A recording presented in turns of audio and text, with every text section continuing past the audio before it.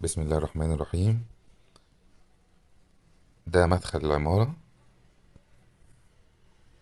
وده مدخل من جوه. مدخل طبعا كبير جدا جدا وفخم، بس يمكن الصور مش موضحاه. دول 2 اسانسير ومتجددين. دي الكابينة من جوه. هنطلع بعد كده على الدور السادس. ده الساحة اللي قدام الشقة، وده باب الشقة. ندخل من باب الشقة، هنلاقي ريسبشن كبير ياخد 3 قطع كبار، 3 قطع مرتاحين. والريسبشن متوضب على أعلى مستوى. هو بس يمكن محتاج دهانات بس خارجية. التوضيب بتاعه كان من حوالي 4 5 سنين، وكان تكلفته عالية جدا عشان الاسبوتات اللي فوق والجيبسون بورد. ندخل بعد كده على الفيو. فيو ريسبشن كله على الساحة الخلفية للعمارة، بحري غربي. احنا كده بنكمل الريسبشن. الجزء التاني من الريسبشن بيبص على نفس الفيو، مش مجروح نهائي نهائي. ندخل بعد كده على المطبخ. مطبخ مربع، مساحته كبيرة. يمكن ما يبقاش برضه ظاهر من الفيديو، لكن مساحته كبيرة. مساحته كبيرة جدا كمان.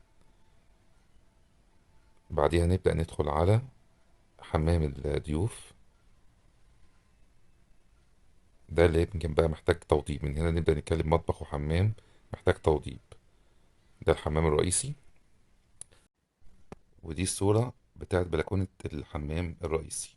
شايفة طبعا شارع النزهة، مساحته كبيرة. وفي بلكونة على شارع النزهة الرئيسي من جوه.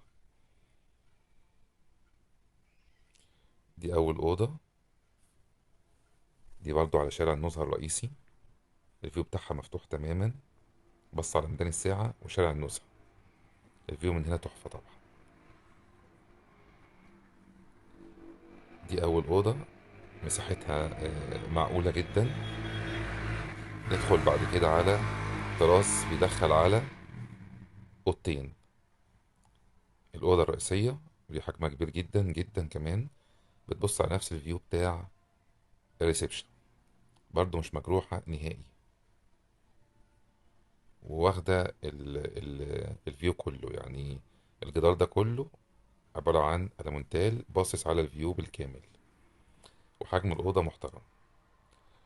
نرجع تاني بقى للأوضة الأخيرة، الأوضة التالتة. بتبص برضو على نفس الفيو، برضو مش مجروحة نهائي.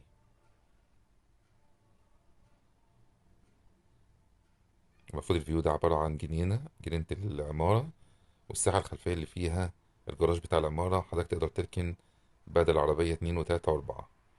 وكل أوضة هتلاقي فيه جزء كده عبارة عن دواليب احنا استغليناه وحطيناه كمخزن، يعني تقدر تخزن حاجتك فيه. مساحة غير مستغلة.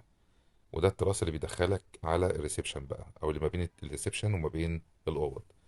برضو في خزين لغاية سقف الشقة. كله عبارة عن وحدات تقدر تخزن فيها اللي انت عايزه.